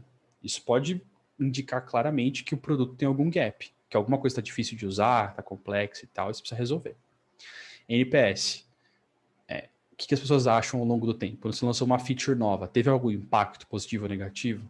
Quando teve um problema, sei lá, o iFood caiu, você tem impacto positivo ou negativo no NPS? Qual é o impacto que tem? Por quê? SES. O SES é legal, e acho que talvez o mais legal desses aqui, para você olhar, se já estiverem instrumentando isso, ele é o Customer Effort Score. Quando você chega no final de uma jornada, eu pergunto, você adicionou um item novo no cardápio. Quão difícil foi fazer isso? Muito difícil e muito fácil. Então, você faz uma rodada de captura desses indicadores, você fala, entendi. Então, a coisa mais difícil que eu tenho de jornada aqui é adicionar item no cardápio. Então, é por aqui que eu vou começar. CSAT, principalmente para fluxos de resolução de problema. Então, ele é o Customer Satisfaction alguma coisa. Basicamente, não lembro exatamente o acrônimo, mas ele olha para o quanto, quando você abre um chamado para reclamar da internet, e aí no final chega lá, quanto você está satisfeito com o seu atendimento? E isso é a Vivo, a Claro, capturando o CSAT, para entender exatamente como é que você sentiu quando você abriu aquele chamado para eles. E o MUX, eu vou falar um pouquinho mais no detalhe daqui a pouco, mas ele é o primo do NPS que olha só para o produto. Então, enquanto o NPS olha para a relação do cliente, do usuário, com a empresa, o MUX olha para a relação do usuário com o produto, não necessariamente com a empresa. Tá? E aí, dicas, vocês vão ver que, se vocês forem analisar NPS, tem uma pancada de coisa lá. Os comentários de NPS são gigantescos, você vai gastar horas fazendo isso. A dica tem algumas ferramentas de linguagem natural que, se você jogar o texto, ela extrai o que foi citado, o sentimento e tal. Tem umas da IBM, tem o Watson lá, que é aberto, você pode jogar no site mesmo e testar, funciona. Já usei e é animal, você economiza um dia de trabalho com 1 hora de uso da ferramenta, né? Muito bom. Tá. E esses são dois que a gente usa no iFood, o da esquerda é o MUX e o da direita é o SES. Então, da esquerda a gente pergunta 2 coisas. Se o produto, no nosso caso é o portal, né, atende às necessidades do cliente e se ele é fácil de usar. Então, isso é uma coisa que você pode usar tanto para medir a performance de hoje, entender se hoje está bom ou está ruim, quanto para você, ao longo do tempo, ir entendendo se você está conseguindo resolver o problema também. Tá? Então, não vai usar nem só... Você usa muito no começo para entender as oportunidades. Você tem 2, 3, 4 produtos, qual dele está melhor, qual está pior, por onde começar. Mas você pode até usar no futuro para entender tendência, se está conseguindo resolver os problemas, se não está. O da direita, que é o SES, esse aqui se você fizer uma planilhinha com todas as jornadas, rodar o SES em todas elas, você consegue pegar e falar, beleza, aqui é que está o meu maior problema de usabilidade hoje. E aí você consegue atacar por ali, é uma super oportunidade para atacar. Tá? E esse aqui, por exemplo, é uma análise de contact rate, que é quais são os tipos de chamados que mais são abertos. Então a gente vê que tem um chamado específico aqui que é muito aberto. Então a gente está gastando, de novo, né? Voltando lá nos objetivos, o objetivo tem que estar claro, mas a gente descobre que a gente está gastando uma grana enorme com operação, com gente atendendo o chat, resolvendo problema, para um problema que a gente poderia resolver no produto. Então, pegando um exemplo básico, hoje eu só consigo alterar o endereço de entrega de um pedido que já foi feito pela operação. Só que isso acontece X mil vezes por dia. Então parece ter uma oportunidade de transformar isso aqui numa feature e eliminar esse custo operacional. Tá? E, de novo, se você não tem uma meta de eliminar o custo operacional, nem olha para isso. Por isso que é importante lá atrás ter a informação. Tá? E aí, por último, quando a gente fala de mina de oportunidade, a gente tem o mercado. E aqui, ela é muito mais subjetiva e tem que tomar um pouco mais de cuidado, assim, de que é sempre importante voltar nas técnicas que a gente está falando de oportunidade do cliente para validar o que a gente está vendo aqui, tá? Então, vocês podem encontrar com Product Audit, que é uma coisa que você basicamente compara como é que eu estou em relação à competição, aos meus competidores. Eu estou melhor ou pior? Em que eu estou melhor ou pior? Então, eu vou mostrar aqui das diquinhas de como fazer. Como é que a gente fez? A gente listou funcionalidade por funcionalidade, o que a gente tem e os concorrentes têm. A gente tirou screenshot para ter uma noção de como é que as coisas se parecem. E aí, a gente fez uma escala para os clientes darem o feedback de quanto eles estão satisfeitos com a nossa solução. Tá? E aí é onde entra a subjetividade, que assim, a gente não pode perguntar o quanto ele está satisfeito com a solução do nosso cliente.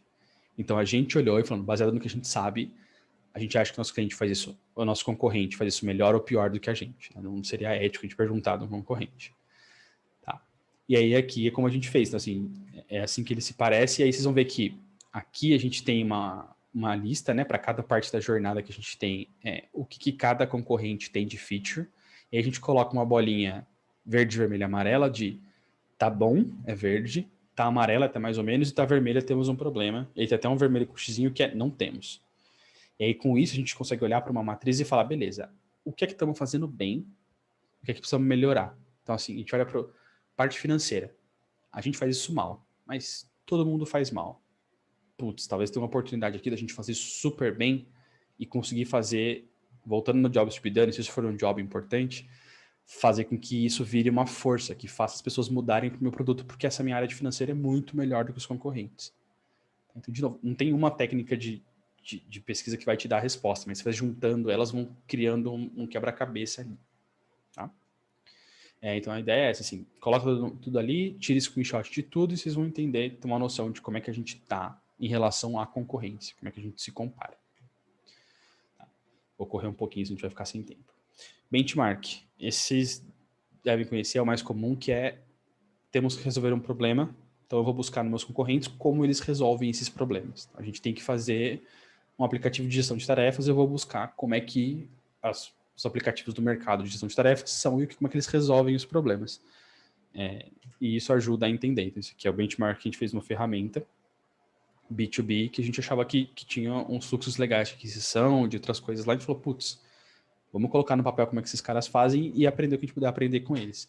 E aqui é muito mais para você tentar aprender com a maneira como outra ferramenta resolve um problema, e aí você talvez colocar isso como uma hipótese para validar, do que para copiar, tá? Essa não é a ideia. A ideia é só você entender se já tem um jeito fácil de resolver o problema que você tem.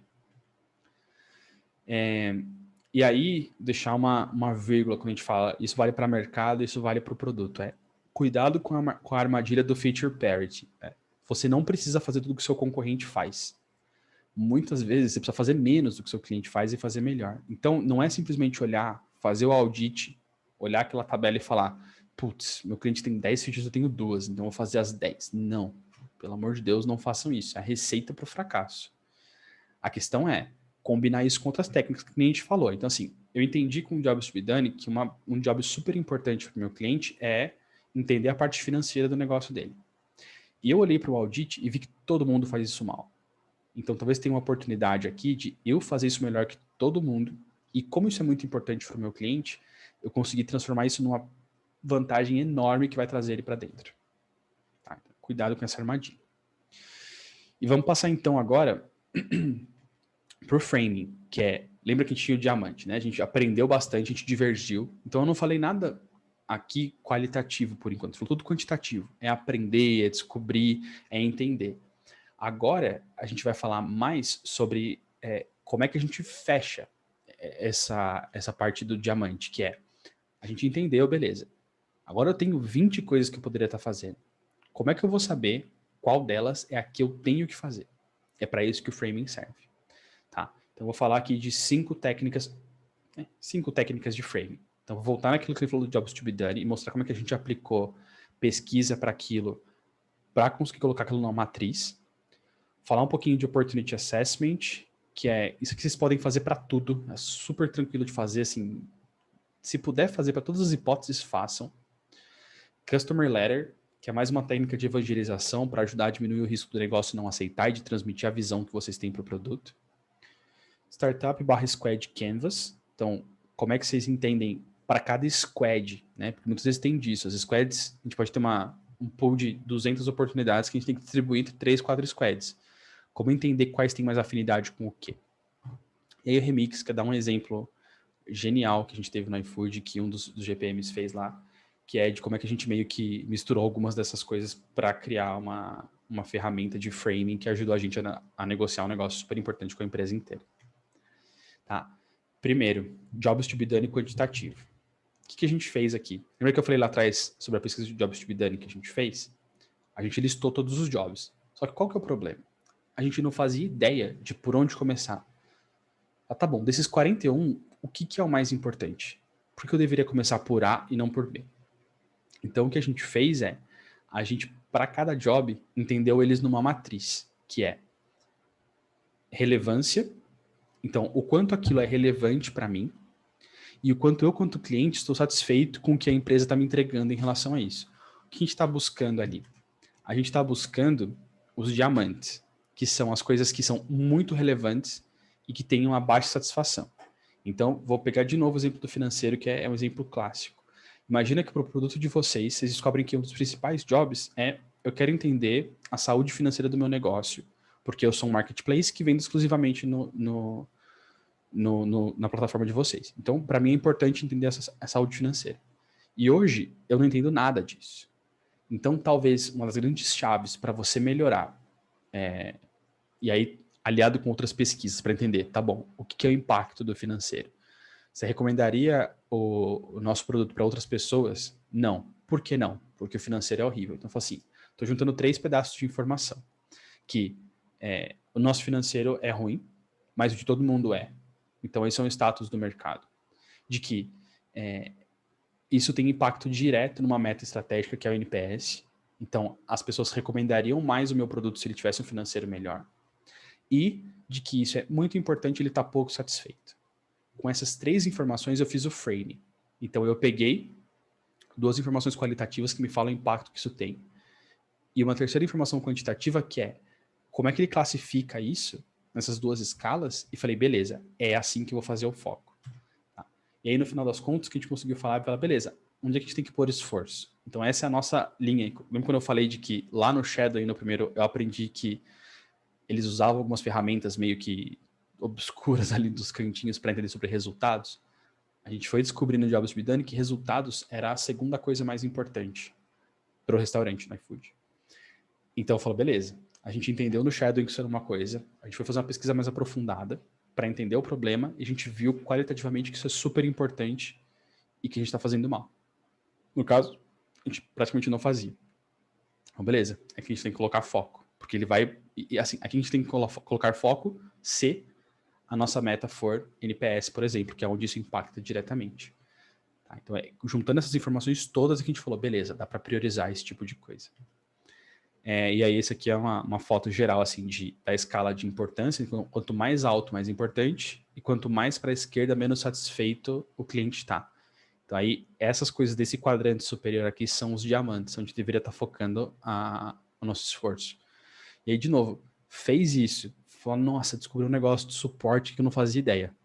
Volta lá atrás, bota entrevista, faz um plano de entrevista embaixo do braço, vai. E cada vez mais você vai aprofundando e entendendo, tá? Sobre cada problema em específico. Aí a gente no final fez uma lista para cada um deles, priorizada de importância, satisfação e o que ele estava fazendo, o que a gente podia atacar ali. Tá? Então esse é o Jobs to be Done, a parte de como a gente usou uma survey, que no final das contas, o que a gente fez aqui foi pegar os Jobs to be Done, montar uma survey, que era grande, porque eram 41 jobs, perguntando para esse job específico, para, por exemplo, ser atendido quando eu tenho um problema. De 1 a 5, quanto isso é importante? 5. De 1 a 5, quanto você está satisfeito com isso hoje? 2. E aí, no fim das contas, você tabula todos os resultados, você tem a matriz. Então, esse é um exemplo, tá? E vocês podem usar como vocês quiserem esse tipo de coisa, mas esse é um exemplo de como a gente pegou um dado quantitativo e um dado qualitativo, né, dos jobs que a gente aprendeu e transformou em quantitativo para poder priorizar, tá? Segundo, Opportunity Assessment.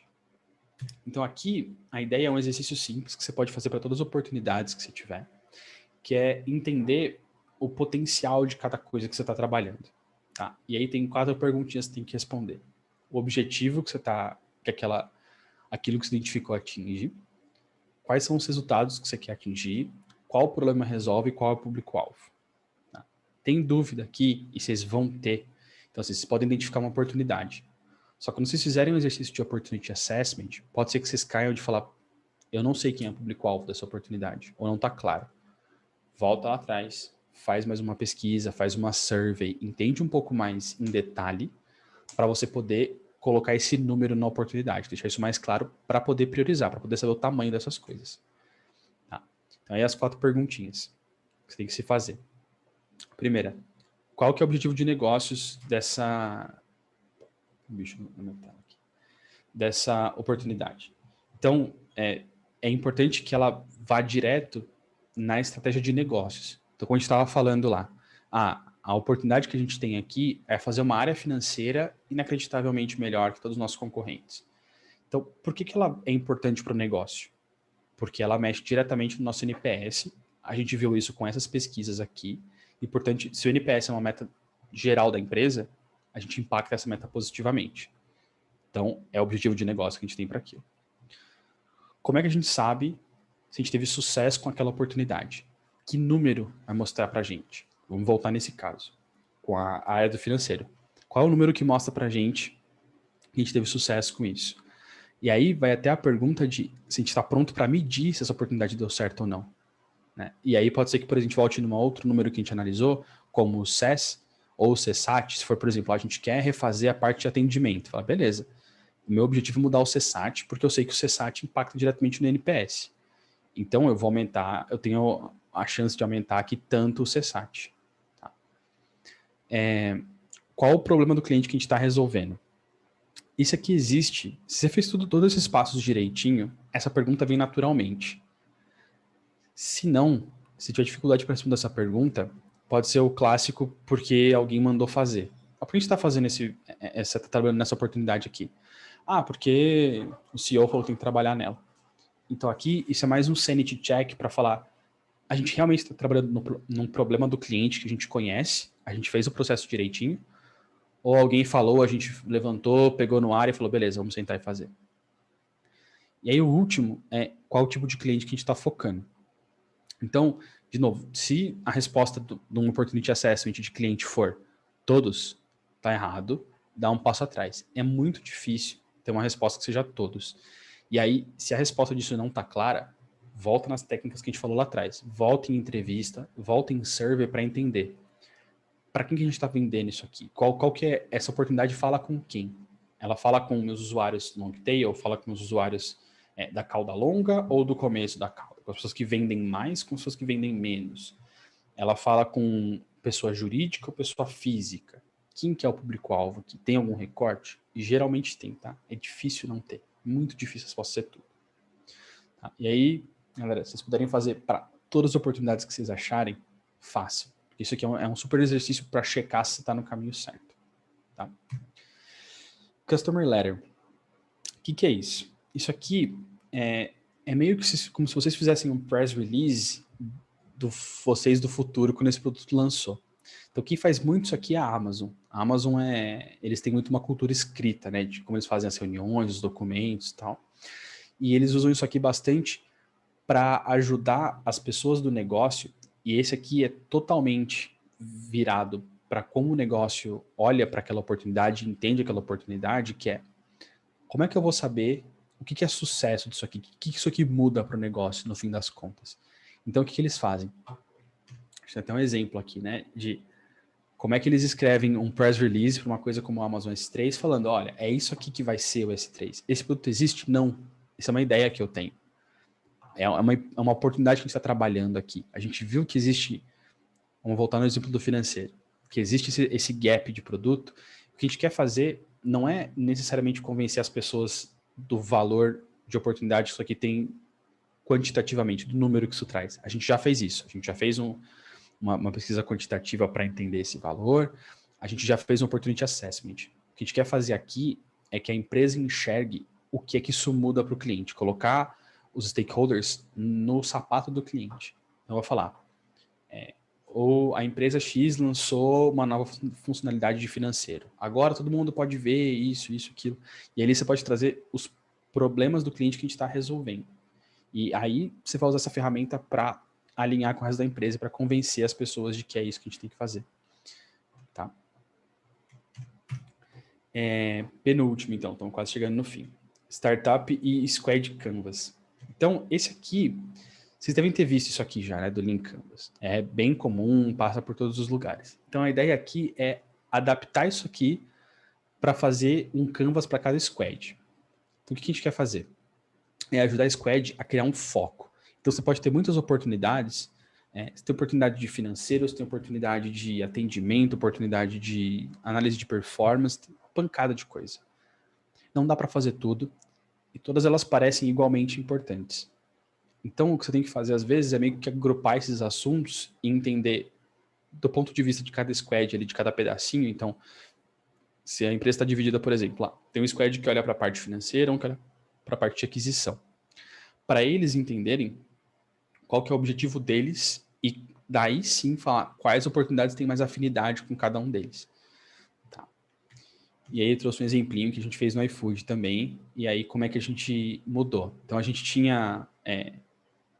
São 6. Eu fiz alguma caca na hora de montar o slide, tá? São 8. O que a gente colocou? Primeiro quadrante lá. Problema. Quais os problemas que essa squad está resolvendo? Alternativas existentes. E aí, voltando lá. A pesquisa tem que informar isso aqui. Como é que o restaurante ou o cliente, o usuário, resolve esse problema hoje? Terceiro. Quais são as oportunidades que a gente vai trabalhar? É aí que você já pega o que você já descobriu e começa a colocar as oportunidades que têm afinidade com isso aqui. Proposta única de valor. Por que que a gente está em posição de fazer um negócio que é incrivelmente melhor aqui? Que a gente tem de vantagem? Vantagem única. Qual que é em inglês é unfair advantage, né?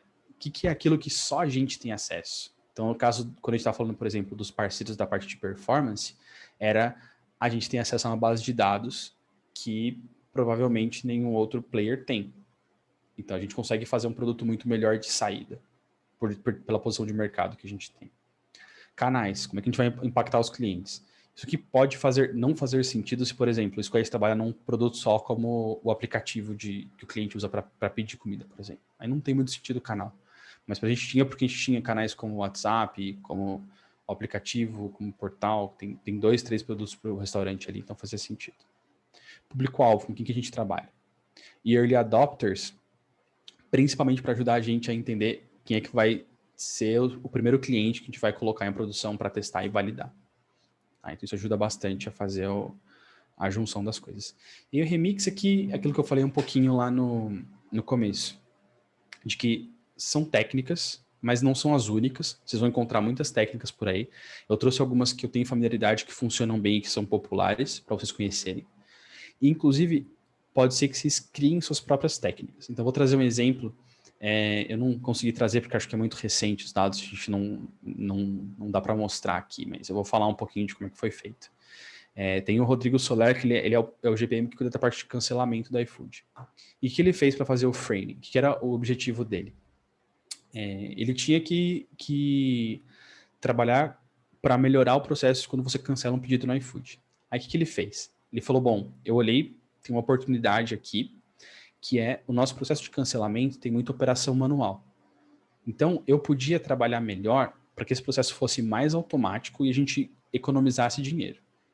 Só que aí ele caiu num dilema, que é, se a gente automatiza o processo, tem cancelamentos que meio que passam batido, a gente ou fazia depois de um tempo refund e tal. Ele falou, beleza, eu vou gerar um custo para a empresa, mas eu vou gerar ao mesmo tempo um saving. Então ele fez uma calculadora para falar, olha, todas as features que tinha que fazer, fez uma projeção para cada uma delas e falou, estorno automático de cancelamento. Isso aqui hoje para o iFood custa X mil reais. Se a gente fizer isso automaticamente, a gente gasta Y mil reais. E a conta que, se a gente fizer isso aqui dentro dos próximos 6 meses, até o final do ano fiscal, a gente consegue salvar tantos mil reais. Consegue economizar tantos mil reais. E com essa calculadora, ele botava o computadorzinho embaixo do braço, ia para reunião com o pessoal de negócio e falava, beleza, pessoal, eu preciso de time para fazer isso. Não tem, não sei o que. Falava, beleza. A gente precisa fazer quanto de meta? Que a gente precisa economizar X mil reais. Beleza, eu preciso de um time para fazer essas 3 funcionalidades aqui. Tá aqui a conta. E aí, magicamente, as pessoas começaram a aparecer para desenvolver as coisas que ele estava trabalhando. Então, foi uma ferramenta que, assim, não tem técnica para isso. É uma coisa que só ele olhando para o contexto poderia ter entendido, mas ele capturou todos os pensamentos do processo de discovery. Então, ele foi no cliente e entendeu que era importante para o nosso cliente, o cliente do iFood, que o processo de cancelamento fosse mais prático, não envolvesse tanto pedir cancelamento, esperar cair, responder e tal. Ele foi no produto e olhou e falou, olha, eu entendi que no produto tem esses gaps aqui.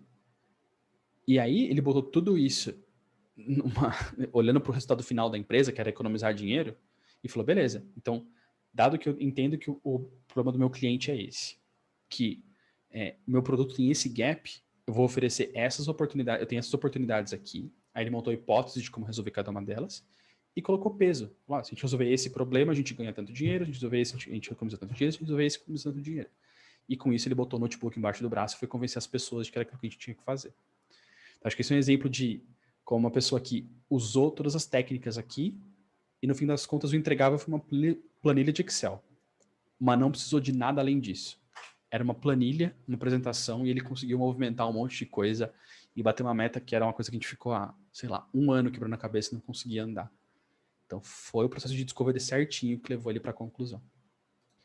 Tá? E aí por hoje a gente terminou. Acho que consegui falar tudo, tem uns 15 minutinhos. E eu queria usar para 2 coisas. Queria ouvir as dúvidas de vocês no final, falei bastante. Estou até com a garganta seca aqui, então acho que vale a pena vocês falarem um pouquinho, discutirem. E aí quando a gente não tiver mais dúvidas, a gente passa para o dia 2. Vou trazer um pouquinho do que eu quero conversar com vocês no dia 2. E se vocês quiserem pedir alguma coisa que a gente não conversou hoje ou para aprofundar em algum tópico, é só falar. Beleza? Então, vou deixar primeiro para dúvidas abertas aí. Se vocês quiserem abrir para perguntar, a gente volta em algum slide para discutir.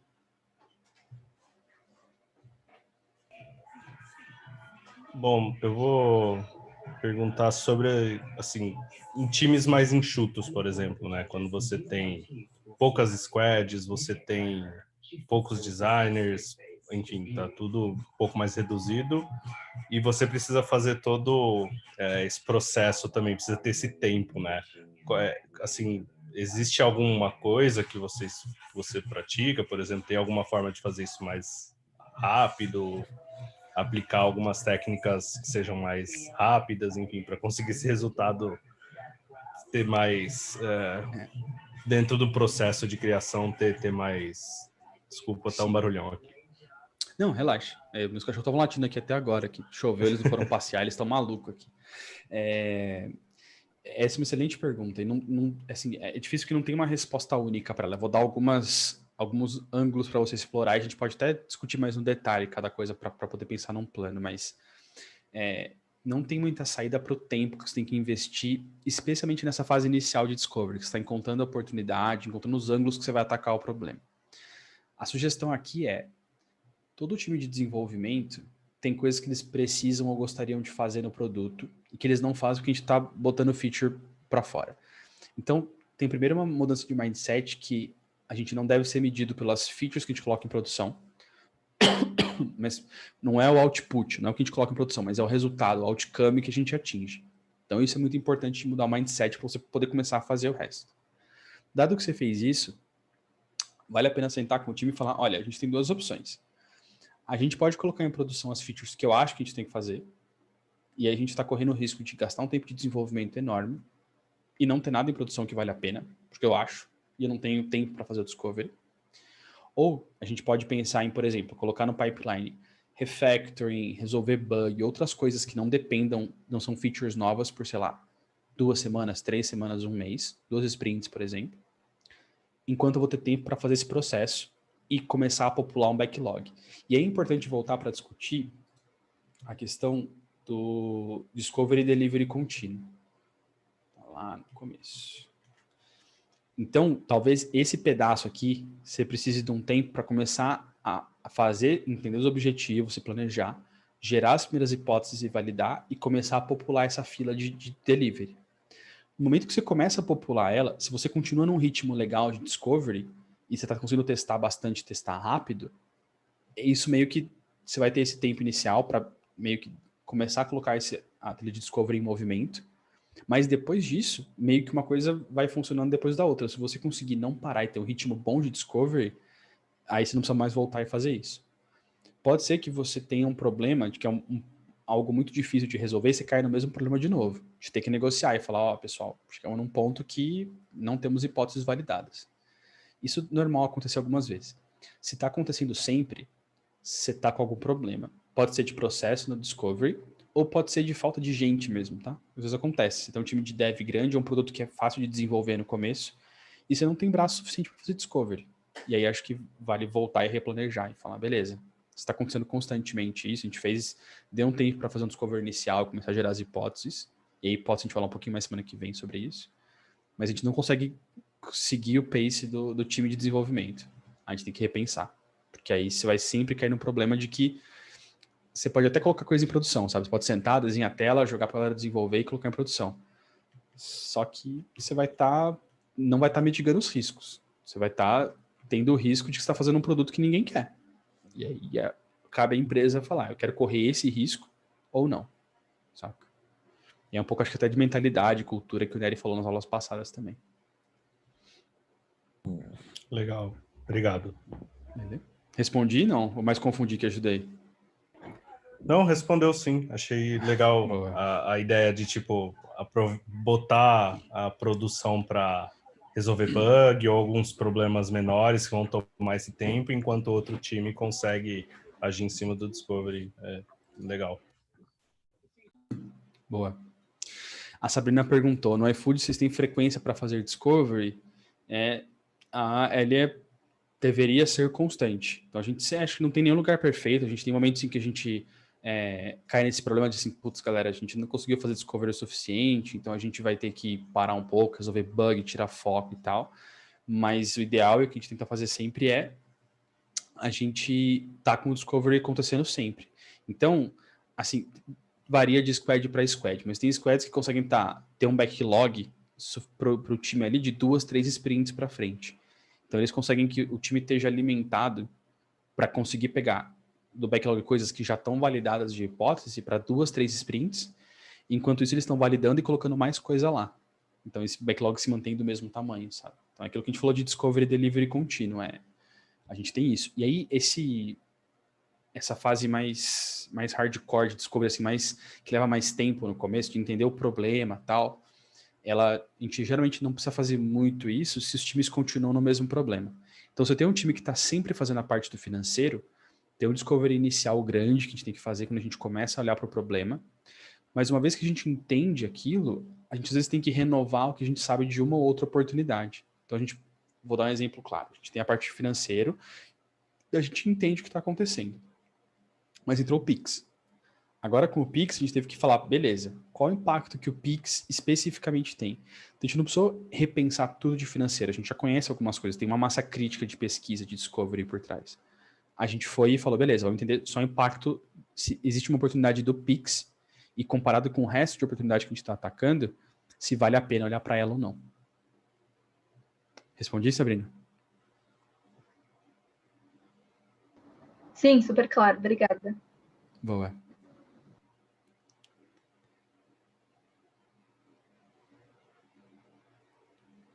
Mais perguntas? Dou-lhe uma, duas, fechou. Vamos para esse último ponto aqui, então. Eu vou até descompartilhar a tela para poder compartilhar de novo. Que eu queria ouvir um pouquinho de se ficou claro para vocês o que a gente conversou hoje, se fez sentido. E aí, se tem alguma coisa para a semana que vem que vocês querem ouvir, que a gente não falou, que não está no plano aqui. E aí eu vou anotando aqui. Então, podem abrir o microfone aí e falar à vontade. Para mim está super claro. Achei muito bacana, muito boa essa aula, bastante elucidativa de muitos aspectos e, enfim, achei muito bom. Parabéns. Boa, valeu. É bastante coisa, né? Deixei os links de referência aí, porque vale voltar e ler algumas coisas, né? Muita informação de uma vez só. Tô com o Miguel também, gostei bastante, mas vou precisar ver a gravação depois, vou ter com calma, dar uma olhada de novo em alguns pontos, mas achei bem legal mesmo. Boa. Sim, muito boa. Acho parabéns. Eu acho que é muito bom quando tem exemplos reais que a gente consegue visualizar melhor e entender como é que é no dia a dia, né? Do que quando a gente fala só teórico. Então, achei muito bom. Parabéns. Legal, boa. Valeu. Sabrina, se você quiser seduzir seus pares para vir na aula 2, eu acho que vale a pena, viu? Sim, vou A falar. parte Muito bom.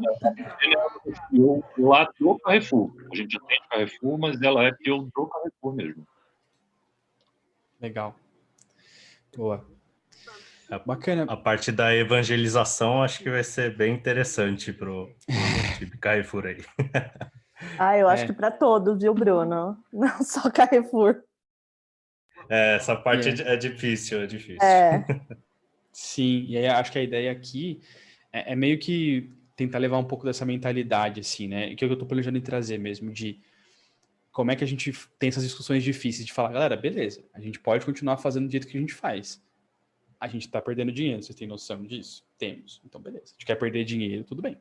É igual quando a gente fala, é que assim, hoje já virou meio que um axioma, né? Ninguém meio pergunta se tem valor ou não, mas há 10 anos atrás, quando a gente falava de fazer teste de usabilidade nas coisas, o pessoal falava, que teste? Não, só desenha a tela e vamos embora. E a discussão era essa, beleza, a gente quer perder dinheiro e desenvolver uma tela que a gente sabe que vai ter problema ou não.